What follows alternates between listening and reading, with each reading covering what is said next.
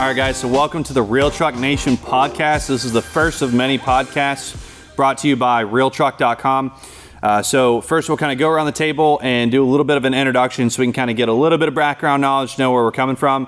I'm Forrest, I'm your host. First I drive a 2012 Mega Cab Cummins, so I like diesel, some diesel performance stuff. Always lifted, a little bit bigger wheels and tires, and mostly cosmetics. I don't really, off-road or haul heavy or anything like that. It's like the sound and torque of a diesel.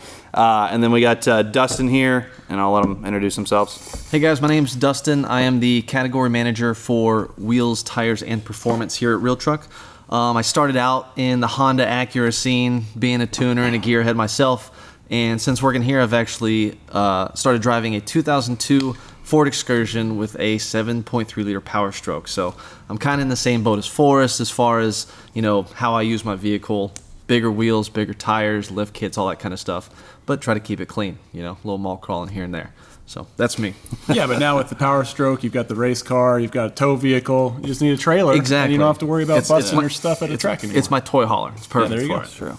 Yeah, everybody, my name's Chris. I work with Forrest on our email and social programs here at Real Truck, and I drive the Colorado that you see behind us, which we'll get into in a bit. I guess if I had to pigeonhole myself within this group, I'm probably the off-road guy. Tiny wheels, big sidewalls, nothing over a 17, really. Form over function. Yeah. Yeah. Well, I like to have a little bit of both. A little bit of both. Yeah, you can't just, throw it out completely out of the window. I guess you got the most form you can out of your function. Yeah, we try to keep it functional. Okay. But, yeah, so I drive the truck behind us here. It's a 2016 Chevy Colorado. I picked it up a couple of years ago when Chevy announced that they were doing the 2.8, first one to the market with a mid-size diesel truck. So you get that blend of kind of efficiency and power, which has been great. Mileage has been great. Power's great. Even the way that it's been built still goes down the road really well. We try to keep it a pretty reasonable build, but without doing anything too extreme. But it's very, it suits our needs very well. You said it. Function is important. So we have it set up to haul bikes, haul a tent, haul whatever. It looks like you can haul pretty much anything you want to with that. Except maybe a race car. If it's camping equipment, I can haul it. Or like spare tires or recovery gear. If it's like normal, like I need to go to Home Depot and get a washing machine, I should. It's the same as a car in terms of functionality. So Well, now with the rack on it too, you're a little limited with the bed rack on it. yeah, the bed rack is a little limiting in some ways. We put that on there so that we could do the rooftop tent. Which I put on in the wintertime. There's no sense in carrying a tent around in Florida in the middle of the summer. It's way too humid and hot and horrible. So we switched that out for the cargo tray, but I can get a little bit up there. Could you put a washing machine on top of your cargo It would tray? hold it. It would hold it. For sure, yeah. It would hold it. Getting it up there is going to be the sketchy part. Yeah. that'd The be other fun. killer, and I love them, but I got the deck system in the back, so even between I've got the rack that's a couple feet over the bed. But with the deck system back there, it does eat up a little bit of vertical space. So with that snorkel, how far underwater can you drive? Like, are we talking 10 feet maybe? depends how much cleaning you want to do afterwards. Okay. I would say if you're cool, like replacing the interior, you'd probably go right up to the top. Okay. That's my kind of function. I don't know that the weather seals are submarine rated, but I heard Tacomas might be. I saw definitive proof that they weren't. Oh, okay. Okay. All right. If we're looking at the same Instagram post there. I was hoping maybe one day we'll get there. So Submersible. I mean, around here, honestly, like the snorkel, everybody thinks of it as a thing that's great for water crossings, and certainly that doesn't help. That's what I thought. At least. But they also help with dust ingestion quite a bit. So it pulls. Most factory vehicles are pulling air from the fender, which is going to be pretty dirty, especially when you're driving in a dusty environment out west or here in the forest when it's dry. Or if you're following somebody off-road, getting that air intake up above, what is typically the kind of cloud following a vehicle in front of you, it helps. Which with cut down how diesels much makes dirt. sense. With diesels, dusting was a bad issue in the past. You get enough dirt and stuff inside your engine, you're going to lose compression, and then it's bad news from there. Yeah. So the snorkel will almost eliminate that. Yeah. So there are definitely some functional benefits there, but It also looks if I'm honest, super badass. If I'm honest, I just wanted one. Yeah. Yeah. You know, ever since I was a kid, I wanted a truck with a snorkel on it, and AAV's like, "Hey, we're selling this now," and I'm like, "I am buying that now. Please send me one." Do you regret cutting into your A-pillar at all? No, but it's Totally not worth for it. the faint of heart. Right, because you got You throw that stencil up on there, and the stencil, the hole that snorkel goes through is about that big. So there is no going back, and then you are putting 6 holes in the A-pillar on top of what you do to the fender. So Because my thing is permanent modification, kind of like gets me shaking a little bit. Yeah. If I'll put anything on my vehicle, I can take off and not realize that you had some on Yeah. it. Tuners, wheels and tires, suspension you could technically swap out, but it's a pain. Intake, exhaust, all that can be put on, but also taken off. that's really the only thing on there that I didn't. That's not reversible. So the rack was built in a way that I could, pull that off and, plug a couple of holes or buy new bed caps and cover up the holes that I drilled to mount that. And considering Obviously, most of the rest of it's bolt on. The sliders are welded to the frame, but a few minutes with a Sawzall and some, spray paint Now we're to talking. touch up where you cut. I can just imagine that what's going through the guy's head when he's trying to buy this off of you when you're ready to sell it, and he's automatically thinking that this thing's been underwater. Yeah. Like that's why he bought all this. Like it's just been racked. it's like out. buying a Chevy with straight pipes or a Honda Civic with an engine swap. Right, It's bad news. It's maybe it gets into the same group where it's like, don't buy a truck that's been lifted 6 inches in the front, not the back. Right. Yeah. Right. It's like you don't want that truck. But I think I could probably cover it up pretty well. And I think with some new Tacomas you can get with the snorkel, so more people might think, hey, that maybe came. Is that a TRD option now? Yes. Yeah, I see them on is. I the didn't even know that. dealership parking lot. Are they real though? Is it a real okay, that's a good functional question. snorkel? It's a functional snorkel that Toyota has positioned as a dust. It's like a dust intake. Well, that's a better way for them to market it instead of using the word snorkel, which would imply that it can go underwater and Right. breathe. Oh well, so. they were very careful in their ads Yeah, and in the that's a good options idea. list because, it's only a matter of time until guys start buying those and hydraulic motors, and Right. then they're Yep. going to start showing up in service centers, and the service writer's going to be like, Got the snorkel. What is the deal here? Yeah. what happened here? So Wow. That is pretty revolutionary though for them to come out with a snorkel factory like that. pretty cool. Well, I mean, the whole overland scene, the whole overland vibe has really gotten huge, and I think that Toyota offering a factory snorkel on the most popular midsize truck in the Yeah. market really speaks Fits- volumes yeah. to that. So So what Chris hasn't mentioned quite yet is he's also an overlander, which that term nowadays might have a little bit different stigma to it. But he does have a rooftop tent and brings a wok when he goes camping. I don't have a walk. I've got the green Coleman stove that most people have. How many sponsorships do you have? How many Well, zero. How many people count you as a- How many an Instagram followers do you have? Under 400. Oh, so he's not a real overlander. No, hardly. rookie over? No. not a real I don't overlander. try hard enough. No. Rookie. Okay. I don't like think so. plugging up the trail. Do you have like Verizon 4G satellite internet so you can post on Instagram? It's no matter how remote you go. Do you have an overlanding playlist? I don't. But Oh my God! What is this? I don't even know. there Why- was actually somebody that was like, "What kind of overlanding music do you listen to?" on one of the overlanding groups. Is that a genre now? Apparently it's a genre. Hey, when I can't get radio reception, who has a overland Good overlanding playlist? That's what So it's at now. You got to follow the overland groups and pages on Facebook and Instagram, even if you're not an overlander, just to people watch because it's pretty entertaining. It's definitely comical. I don't think that it's anything. Again, did I need a snorkel? No, I wanted one. There's some benefits to having one. And I get that. go on I buy trips, but plenty of non-functional truck parts because I like the way that they look. For sure. I would. But So It's just that I think that scene buys a lot of those parts, shares a lot of those parts on Instagram. Maybe I don't know. It's just, it does feel a little bit different, but in a lot of ways, it's really not any different. unless But, there's yeah. just no gotta hashtag. Scottle, no massive Instagram page. I actually, I don't even post all that much. But you do go out though. You've been on a few trips. do you have a portable kitchen? I mean, I have a Coleman stove and a bucket to wash dishes in. You're getting there. You're getting there. Do you do it for the flex of like, oh, I'm one of the originals? Like, No, well, I'm Like, oh, I don't need that. I'm rough and tough. Maybe there is a flex, and it's that like I'm not an overlander anymore. I go Right. off-roading and camping, and I'm like maybe original enough to just abandon the scene. I don't know. I wasn't even original. This started way before me. Right. I probably came in like just as the swell. But yeah, Yeah. as soon as social media got involved, it's now a thing. Yeah.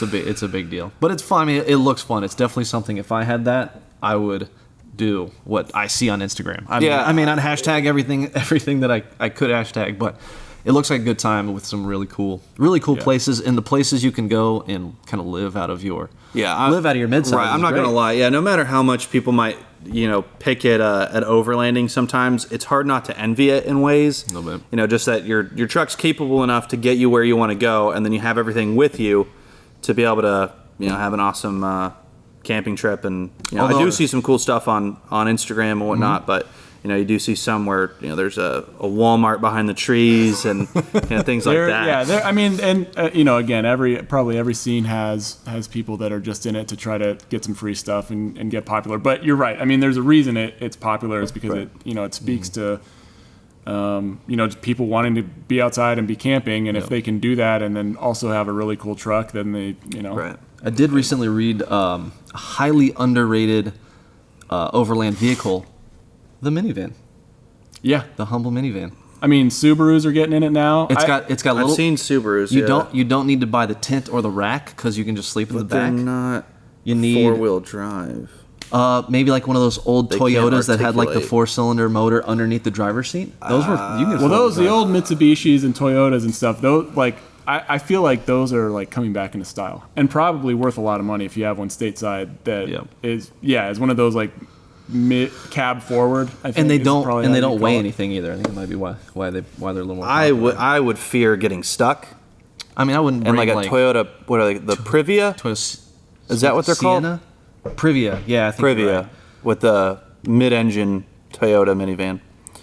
Just it's something to think about. Right. Maybe that's the next. No. Maybe that's the next evolution. But there's now just a whole category of companies and products that are just aimed towards overlanding that whole thing. Even if you don't do it, full time, because we live in Florida and you pretty much only want to do that in the winter and still functional and cool. Mm-hmm. And probably what I like maybe most about doing an overland build is that when you're not camping or doing anything, it still rides great because you now have Icon Stage 5 suspension. Sure. Could be Stage 6, but Stage 5 will do. on reasonable wheels and tires and weight management and all that kind of stuff. It's a lot more doable than like a 13-inch lift on 30-inch wheels and 40-inch tires. Yeah. Well, and that was part of what we wanted to do when we built the truck. We kept it pretty reasonable. Icon is over the top for sure, but it's also awesome. Mm-hmm. And so we put those on there. It's only maxed out 3 inches of lift. You could you put your 2,000 pounds of accessories. Yeah, I probably smushed that back down to like 1.5. Regularly, how much weight? Well, I guess camping weight. You got your deck system. That's what, 250. I gotta figure I'm sitting at like 1,000 pounds that I'm hauling around every day between the sliders and skid plates and rack and tent and spare.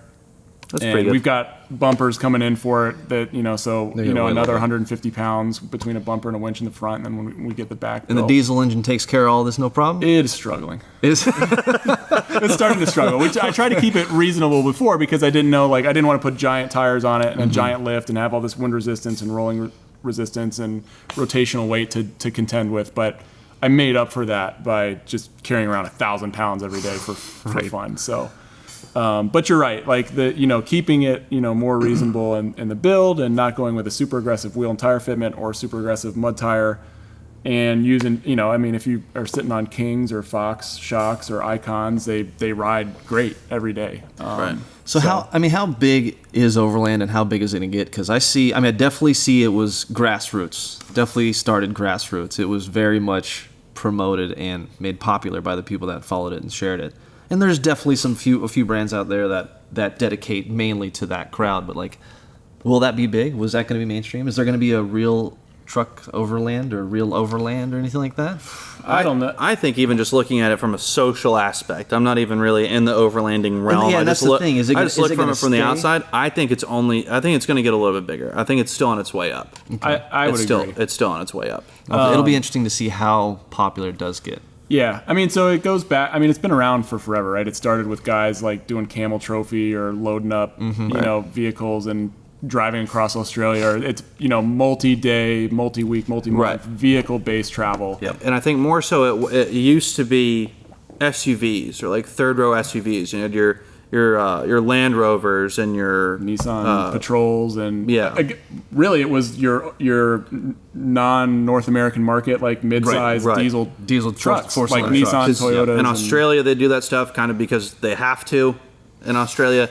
And then, people will go all across Europe and stuff like that and go through Africa and whatnot. Yeah. And the camel trophies like you talked about and stuff. So now it's starting to come over here. But they're starting to you still see your Lexus GXs and things like that. But it's starting to get into trucks a little bit more. And I think it's going to kind of continue in that way. And then even now, it used to be pretty much only mid-size. So like your Tacomas and, well, pretty much Tacomas, 4Runners, Frontiers,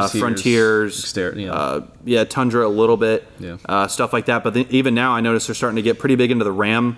Even AEV's making stuff for the Ram 2500s now, and all that. And I've seen some F250s out there, just a lot of like larger solid axle builds where you can really just stuff 30s or 40s on a low height kit, and then just be able to pack all that 1,000 pounds up and not really care about it quite as much. And fit things a little bit more. Granted, it is heavier, but you get bigger tanks and you can get even auxiliary tanks back there, so you can go longer distances and things like that. Sure. Well, out west, wheeling out west is different. You're not dealing with like tree cover like you're dealing with here, so you can get away with a slightly larger vehicle. But there's a dirty truth to all this, and it's like I love my truck. I wouldn't want to wheel a full size truck around here by any means or stretch of the imagination. I think it'd be impossible. You would have no paint on the side. Yeah. It's just impossible. You go to the forest. But everybody loves this is pretty mild setup, to be honest. But you look at Colorados and Frontiers and Tacomas on 35s and 37s or bigger with all this gear.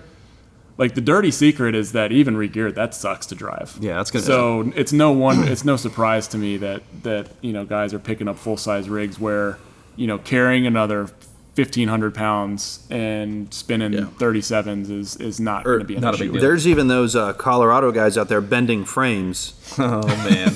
towing trailers through trails. Well, I guess the takeaway for that is don't tow a trailer at high speed down Over whoops. whoops in the desert. I stand by the fact that no matter how hard you do that with a trailer, something else should fail before your frame does.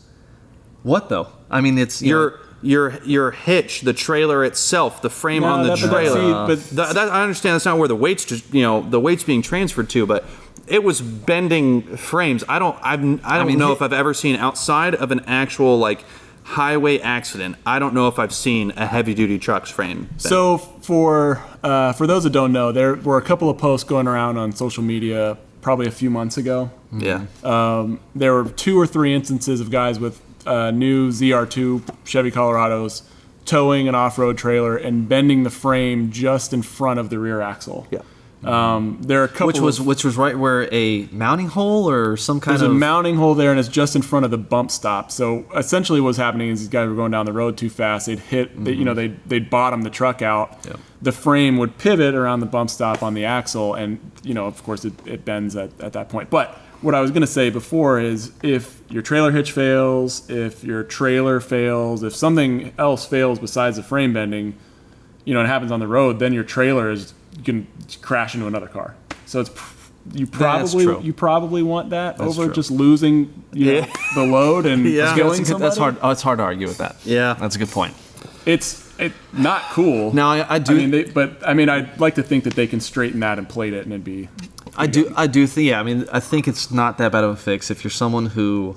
I would be livid myself. I do think it was a design fault for that. Correct, right. They probably. I think there has to be some sort of design fault. If I bought a new ZR2, went out on the trail, and I bent the frame, I would lose my head. It depends on how you bent the frame. Is the biggest right part would be whoever's fault, but still I don't know. There's limits, and I think I would be livid. I think what happened though is GM found that was free R&D for GM.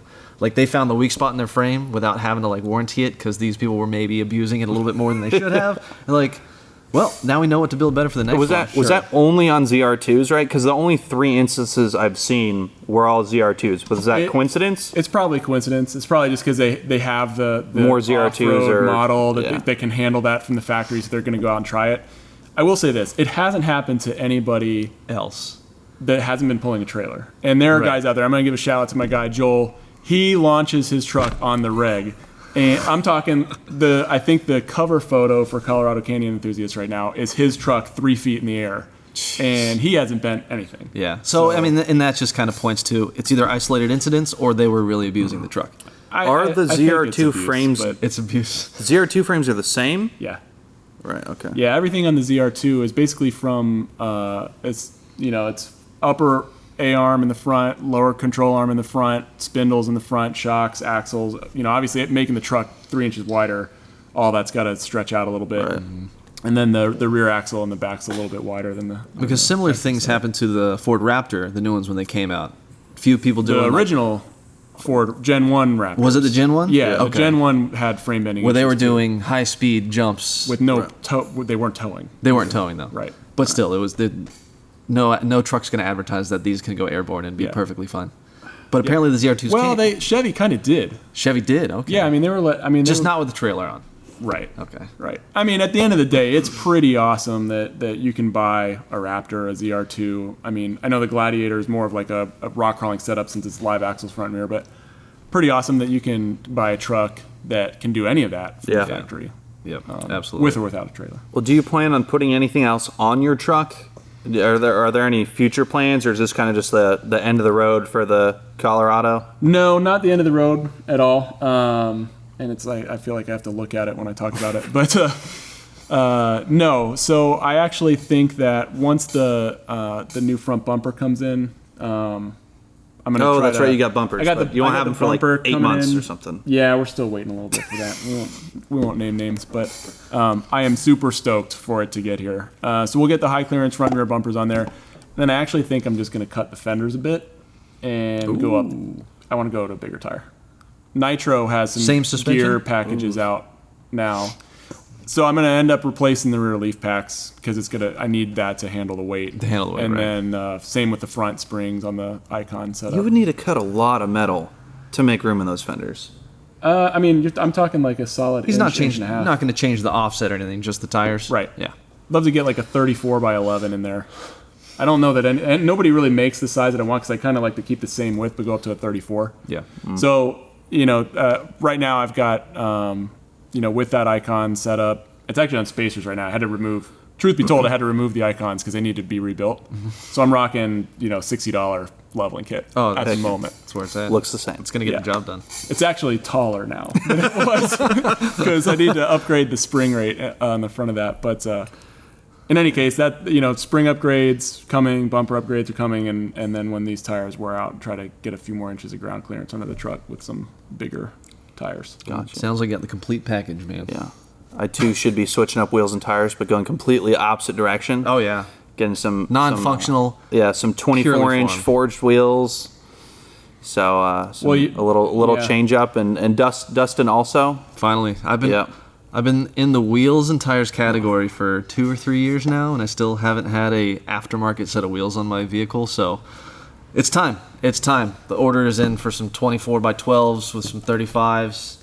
Do a little, thin sidewall, big wheel. You guys are killing me. If I go off road, the wheels are definitely going to be bent. So we're staying on the highway. So we'll be good to go. It's going to look good though, which is that's the important part. Yeah. I'm going to admit, and I shouldn't admit it here because more people will hear it, but the longer I work here, it's starting to rub off a little bit. I won't ever own a wheel that big, but I'm starting to at least be able to look at those builds and kind of appreciate it. I just if I wanted to give this up, if I didn't want to go off-road and go camping, which I probably won't ever do, but if it becomes maybe a second or third vehicle, maybe I'll get 20s. I just love... Go back to factory size. But that's year 2000 right there, man. Yeah. back when 20 was big, 20 inches strong. I just love the look. I don't know why. It's completely backwards, but I love the look of a very thin tire with a super aggressive like mud terrain tread. I don't know what it is about it. It throws me back to like you're stretching them. Maybe my tuner days where like low profile tires was like that was the look. So for some reason, I think that has morphed into the big wheel truck game, just having small tires on there. It's the move now. I then the tires are getting smaller now. Yep. While with still like there was the whole like originally the Sencal stuff where they had like the weld wheels where it would still be a 14-inch wide wheel, but it might be like 15 or 16 inches in diameter with a 33 or 35. Well, now we're moving towards 10 to 15-inch lift too. Right. Yeah. But now we're moving towards 24, 26-inch wheel while still keeping that. That's same 35s or 36s. So it's just kind of going the other way. The tires haven't grown at all. Only the wheel inside the tire. Yeah. It's getting a little ridiculous. I'm probably gonna have a slight reduction in ride quality, but Worth. it's done as a habit. Worth. Well, not slight. It'll probably be pretty. No pain. It's not going to be great. No pain. I've done it before. I've had worse. I've had worse. My steering wheel's going to be looser, and the suspension's going to be. It's going to ride so much harder. You do sacrifice some things sometimes to get what you want, like fenders or your ball joints or whatever. It's all part of it. It's all part of the game. Yeah. Beauty ain't cheap, No, it's not. But I can't wait. We're getting those wheels soon, and maybe we'll have the excursion in here one day after a detail or two. Yeah, maybe after the wheels and tires, we'll toss it back here. Yep.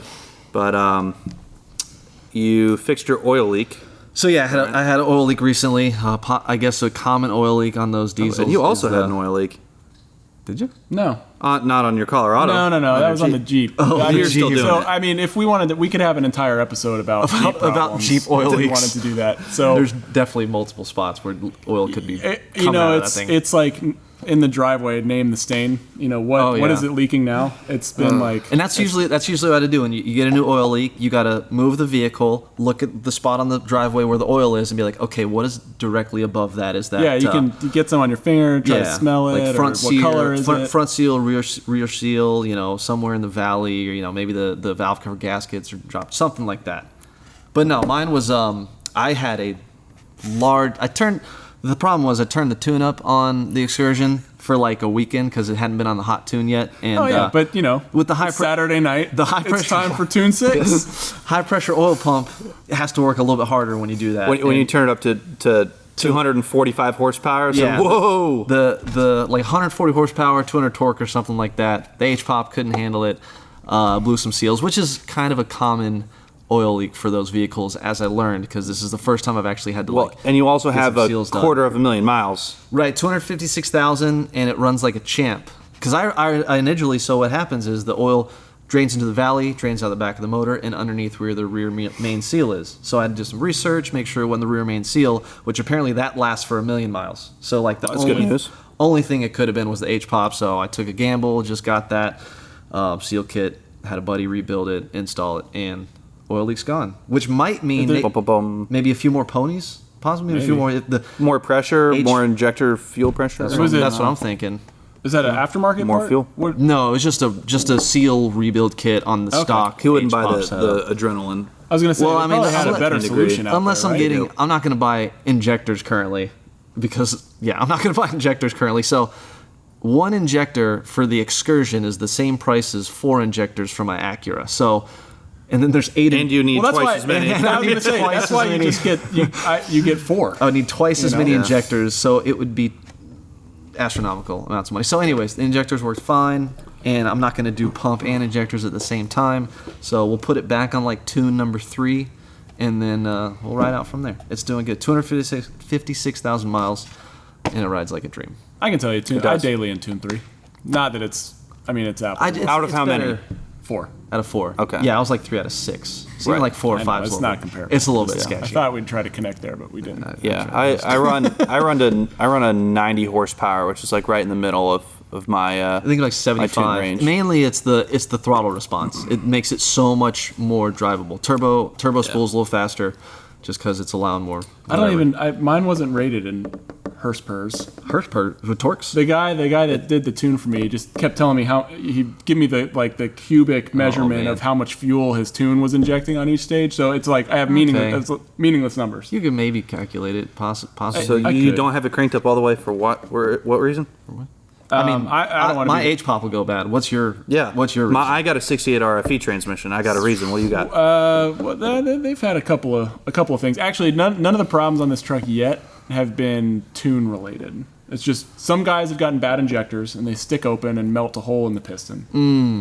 And then there have been some guys bending rods, and they think that that's just a bad batch of rods because it's happened to guys with tunes and guys without them. Yeah. So how are you gonna know if you have a good batch until you test it? I'm testing it every time I turn it on, apparently. So we'll see. Huh. Well, we already talked a little bit about like the ZR2s and the TRD Tacomas coming with the snorkel now and stuff like that. So we talked about this a little bit before, and we're making a discussion today, and we're going to talk about. I want your two opinions on factory and performance packages offered from the factory, being like the ZR2, the TRD Tacomas, the Raptors, the Rubicons, the Power Wagon, Rebel, you name it. So, because I have a pretty strong opinion on it. I'm gonna say that I'm for off-road stuff. Now, I think we're gonna get into like the probably other, interior options later.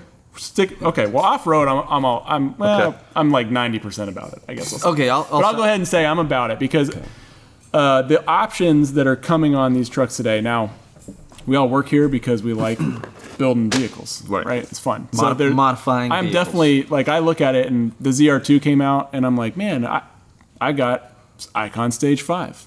What do I need those fancy DSSV dampers for it?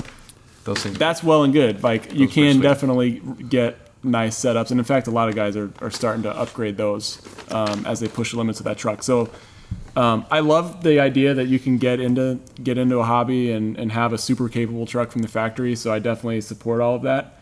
But you just said you like modifying trucks. I do. I'm gonna get that truck. Either way, I'm putting something else on it.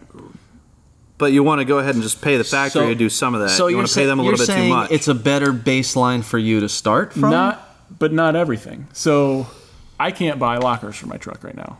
The ZR2 comes factory front and rear lockers, which is awesome. Is that... I'm gonna let him. Let's let him finish. Let him finish real quick. Let's finish. I feel like you guys are setting me up for something. I am not. I just like his attitude. I just like his energy right now. I can't get front and rear lockers for my truck, and if I had gotten a and it wasn't an option from the factory. No. Okay. I have the G80, which is like in the back of like most Chevy trucks, which is this centrifugal, like automatic locker. You spin it's like when it senses, there's some weights in there, and when one tire starts spinning 90 RPM faster than the other, some ratchet mechanism engages and it spins the other tire. So it's super violent. Well, it's not violent, but it's not controllable by me in any way, and it's loud and unpredictable, I guess is the way I would describe it. So there's some things that I really like about factory performance packages, just because the aftermarket isn't there yet. It's more expensive to do it in the aftermarket, or other reasons. But there's definitely like a convenience factor there too, where it's just like buy it and it has the lockers. Before you go off, I'll just say that I think maybe I just like factory lockers.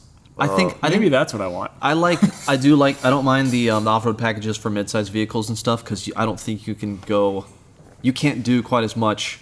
Like you said, the aftermarket, you can't do quite as much to them anyway. So getting a better baseline and that you can build off of, I think, is a decent idea. Full-size trucks, no. Nah, I definitely don't think it's worth it. You're overpaying for. That's a take. You're overpaying for accessories that you could do something secondhand and contour it more the way you want to. The exception for me was performance. Yes, performance was also included in that. The exception for me is the Ford Raptor. Is a truck that I don't think I would build a truck like the Raptor, so I wouldn't mind buying that. Everything else, there's going to be small pieces that I wouldn't like to pay for an extra package on there. So the Raptor is something I don't mind. Also the Ford Lightning, the older Ford Lightning with the performance package. That's how I'd build a truck anyways. Yeah, but see, I'd start with that truck. Let's use the Lightning as an example. Right, I'd buy that I would still put an exhaust on it. I'd put a pulley on the supercharger. Like I would tune it. No, so Raptor, put new wheels on it. Probably upgrade the suspension down the line. But at least you got a nice base. Raptor Lightning ZR2, thumbs up. Any full-size truck off-road package, thumbs down. I'm much closer to agreeing with that. So I didn't do quite as much research into the ZR2 as I probably should have, because I know that you probably know that inside and out. However, I do have some stats if you want. My rebuttal would be, well, I guess it might also be an exception with the ZR2, but the rear axle would actually be different, aside from the locker, correct? Like the width, it's actually wider. Yeah, but aside from the axles, like I could get a diff out of a ZR2 and put it in my truck. I made him say it. So I knew he was setting me up. See, yes. He was traveling. And I'm sure right now I can go on eBay and go get one for a much more reasonable price than Chevrolet is asking. You're starting to be able to get wrecked ZR2s. Yes. Starting. You can't buy that diff from Eaton, and you're only now just beginning to be, wow. You're only now just getting to the point where dealers can even get them for you. So that wasn't even an option. Do you know off the top of your head the price difference on the ZR2? I know that I wrote down some starting prices. Yeah, it was 44,000. I think was the quick research I did on the ZR2 is the starting price. That's probably a little high for the gas truck at this point. I think guys are getting them for less than that. That might be like the MSRP. Right? Yeah, that's something off. I think I might have got it. But off call it like $4,000, $5,000 more. Yeah. Oh, okay. So I'd say that's where you get. You get different bumpers. You get the wider fenders, bigger tires, cooler wheels, lockers, amongst different hood.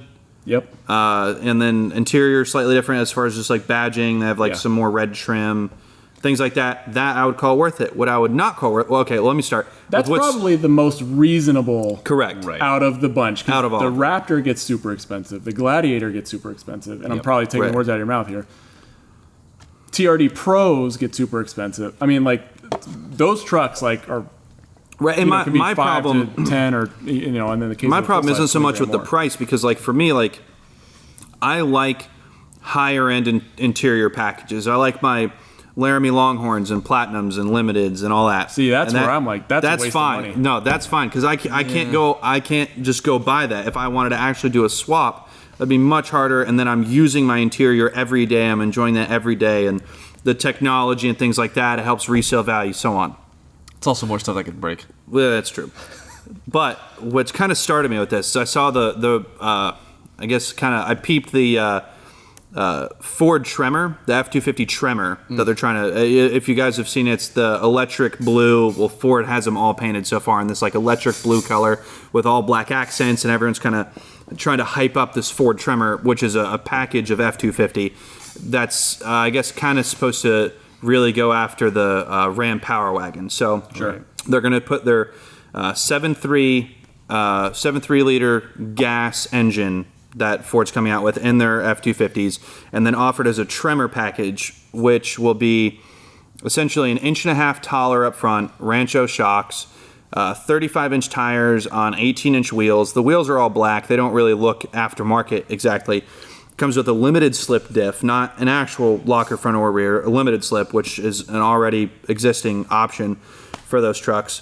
They call it a off-road sport valence up front, which it's a valence off a two-wheel drive truck because they're smaller. Mm-hmm. And they haven't released a price on it yet, but I'm super excited to see what it is, because I looked at it. If I were to get a 2-inch leveling kit up front, which is essentially what they're doing, they're adding a coil spring isolator. Right.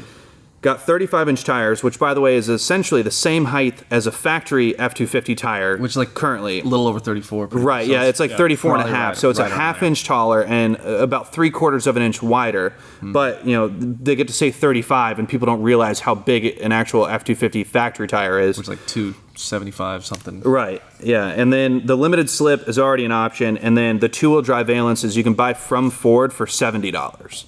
Okay, so if you added all of that up with Nitto Ridge Grapplers, probably my favorite tire right now. Like if I were to put everybody's favorite tire. Yeah, right if now. I was to put a tire on that, I would go with the Nitto Ridge Grappler, which is brand new, and I think they're using a like a Goodyear Wrangler or something, which is, I mean, you know, it's kind of middle of a mall tire. You know, they're good, but you know, I would go with a Ridge Grappler. They're more expensive, but that would put you right at about $2,800. So there's no way that option from Ford's going to be less than that. Right, that's what I'm saying. Yeah, I think they're going to charge so expensive. I think they're going to charge an extra $6,000 for $25,000 worth of product, where I could go choose. Yeah, I could go choose my wheels, tires. I can still get a limited slip from factory. I can get a 2-wheel drive valence for $70, but I can option it myself. So I looked up. Do y'all know anything about the Z71 package? I did some quick research on the Z71 package. So what I found was Z71 is $2,700 upgrade.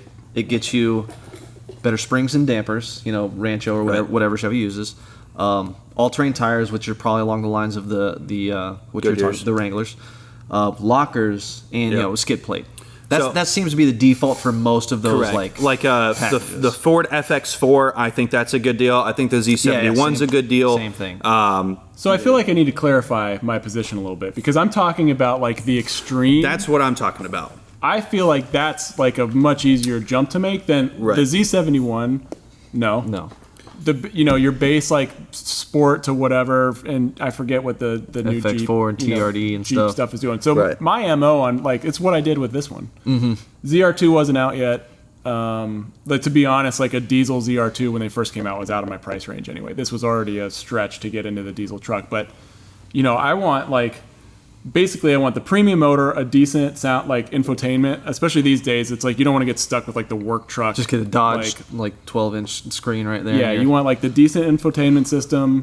Cloth seats, 4-wheel drive, premium motor, whatever that level is. Get it, and I'm building the rest. What about the Power Wagon? Does anyone know the difference in price there? So with a Power Wagon, I find that to be there's a larger gap in price, but also kind of like you were saying, where there might be a factory option that comes with like different wheels, tires, or bumpers, but you might like different aftermarket wheels, tires, or bumpers better, so you'd rather buy them than have the factory provide them for the same amount of money. Right. So with a Power Wagon, which is their heavy-duty platform but with a gas engine, they have a Warren Xeon 12,000 synthetic line winch, essentially a 2-inch level with Bilstein shocks.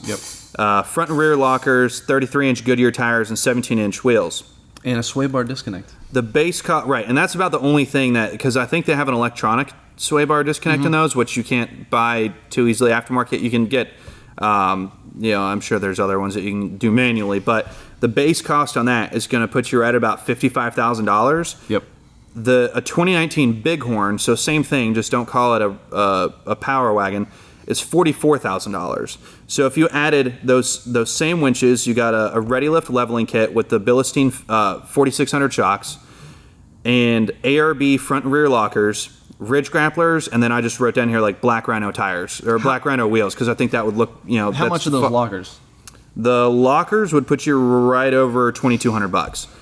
But installation is going to get that's another $2,000. It's going to double that. Yeah. Okay, well, if I bought all of those parts on my Bighorn, depends if you're regearing at the same time. Yeah, right. Yeah. If I bought all of those parts on my Bighorn, it would put me at $50,000. I'd save $5,000, get it looking the way I want, about the same parts. That's true. You would get it looking the way you want. Right. That's the difference. I could choose my leveling kit, choose my shocks, choose my wheels, choose my tires, things like that. I could have went with less expensive wheels, less expensive tires. I could have went with a cheaper brand than ARB lockers. Could have went less expensive than Ready Lift kit. Things like that. Yeah. But that's kind of the thing. Same with the Ram Rebel. Really, you could buy 33-inch tires, 18-inch wheels, Bilstein 4600 shocks, and a 1-inch increase in ride height. And if you bought all those aftermarket, you'd save about $5,000 if you did it on your own. That's a good point. And that was my thinking too. Right. Like for some reason, the full size trucks, their off-road packages don't add up to me. I just think it's because they kind of fall short of being a true off-road package. Right. It's mostly it's stuff we sell. It's Yeah, stuff. It's right. stuff Which is Now, don't do that. If you compare that to also those trucks are essentially the same platform, and they just add a few things onto them. Where if you go to like a Raptor, it visibly looks very different. That is a very so if you go to a different Raptor, that's pretty worth it. I mean, you're still going to be sitting. They're going to start right around 56,000. Yeah, But you're going to get the twin turbo EcoBoost, which isn't a factory option on a regular F-150. the power. Yeah. Power. Yeah.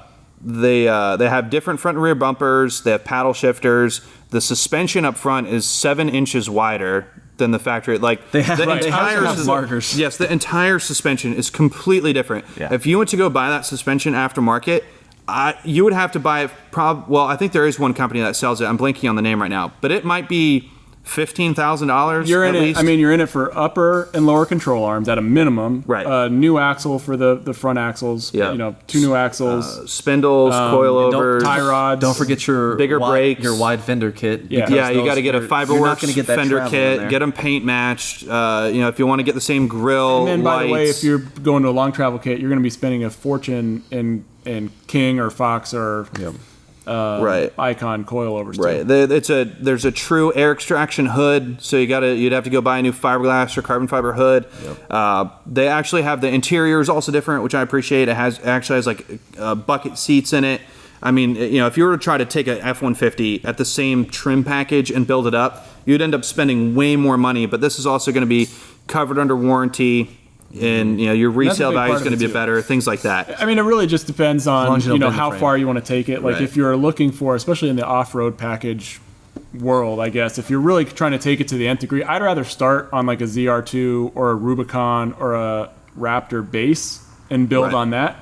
Because if you're going to buy bumpers one way or another, like there are other like mechanical components that are it's easier just to get them from the factory that way and then focus your energy elsewhere. Right, right. No, exactly. And even with the Rubicon, I think is another one that I think is worth it. There's a pretty big price difference there, but if you're planning on doing those kinds of modifications, it's probably worth it to you simply in just the suspension and mechanical side of it with the axles. If you had to go buy new axles, suspension, again, air lockers, all those kinds of things, sway bar disconnects, it would end up adding way more on. They also do quite a bit of interior, badging and trim and stuff like that too.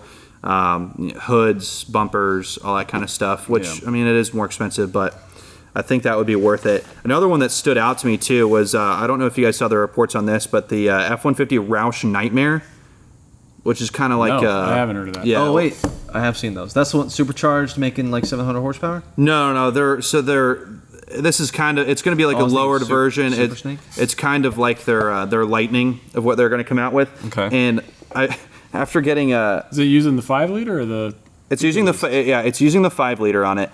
I don't have the actual price here, but they listed the price. Oh no, yes I do. So when you buy it, you say you want a Nightmare, but they take an F-150 and add the Nightmare package to it. Mm-hmm. The Nightmare package is $19,000 to get it added to your F-150. It puts you at about 650 horsepower and 600 pound-feet of torque. But I found on the modification list that Ford offers, I found the same supercharger, same wheels, same tires, sport leveling kit, and then they actually just add bumper covers, a windshield banner, bunch of badging, blackout graphics, flag graphics, all sorts of stuff, and they even list locking lug nut set and everything on the Ford's website. Probably which $400. If you bought all of the same parts that they offer, because you can still go buy all of them on aftermarket, minus the badging, you'd spend $9,965. With the same exact horsepower numbers, you'd save $10,000. You're paying $10,000 for Roush badging. Minus installation and tuning. And installation. But obviously that's Yeah. not going to cost you $10,000, but I can pick the wheels, pick the tires. I don't know. Some of that, I mean, especially in the performance world, depending on how much you actually have to build. And warranty is the biggest thing. They're going to warranty that for a little bit, right? Yeah. Yeah, they'd probably warranty. I don't know if they'd roll it into their standard powertrain warranty, but they would warranty for a little bit. However, you could, I could roast that supercharger over again, replace it again, and pay for installation, and still probably come out $1,000 on top. Well, that's probably not what you're going to break. Well, right. I'm just that's the only number I have Yeah, here. But so I mean, those 5.0s are pretty indestructible, though. Yeah, I mean, I've seen 1,000 horsepower out of these. Hennessy does. Chevrolet honored Hennessy builds under their warranty for a while, and I mean, if you lose a motor, it's just not as common. It's just not that common anymore. Yeah, I mean, it depends what you're pushing. I mean, we're talking 600-700 horsepower builds, and if you lose a motor, you're spending way more than $10,000, and that speaking from experience. Yeah. Right. So, yeah, I mean, I guess we haven't probably reached any real conclusion other than it's worth it sometimes. The conclusion conclusion that I hope others would come to is before you go buying that premium off-road or performance package, look at the parts that come with it and shop those parts aftermarket to see what it comes to. Yeah, because you might find you might want to buy a Ram Rebel and plan on changing the wheels on it. That's probably not gonna come out for you. But the demand is there though. I mean, because Ford wouldn't be making the trimmer unless people wanted that kind of stuff from and that's the what factory. I'm having trouble understanding. Right, the demand is there. Yeah. So I mean, I wouldn't do it, but I mean, for general population, I've even seen individual dealerships come out with their own like versions of lifted trucks and things like that. I've never really looked at any of their price tags or their build sheets or anything like that, but I mean, I'm sure if you went through if you want to even call it an inconvenience of shopping for your own parts that you want and then paying somebody to install it. So I'm going to throw a wrench in this whole thing for you. Gosh. You're really on a roll here, but I'm going to throw a wrench in this because you brought up the factory lift thing, or dealerships offering lifts. Yeah. On I guess they're not factory lifts. They're just the factory installed lifts. Installed lifts. Thank you. So you just made me flash back to the fact that I sold cars for a summer while I was in college. Being able to finance that is a huge thing for some people, and it's not at your 20% credit card rate.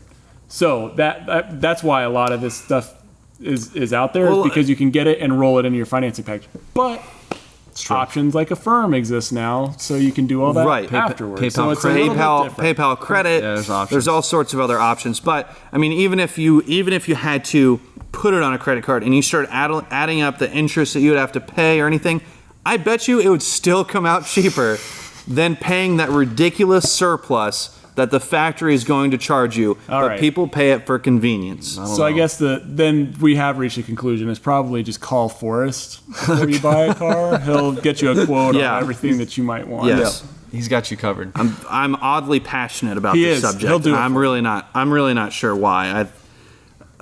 Well, I think I don't know. I think we were all closer to agreeing than I thought. I thought we were about to go into a battle royale right there, but I think we're all kind of on the same. There are only a few models that there's some that are worth it, some that aren't. Yeah, and then I'm sure that could even be dialed down to just factory options on a regular truck, not even a premium package. That's just worth it or not to buy aftermarket. I've seen dealerships who charge for tonneau covers and running boards absurd numbers, who charge you crazy amounts. $900 for a tonneau cover that you could go buy for $300. And same with running boards. They charge absurd amounts of money for running boards and these tonneau covers, but bug shields, floor mats, bed mats, you name it, and you don't get to choose the one you want. It's just whatever they have available, and then they charge you 3 times retail.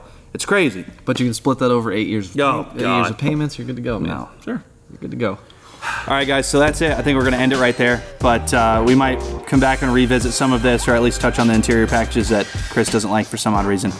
But make sure you like, share, subscribe, and keep an eye out for episode 2. But till then, thanks for watching.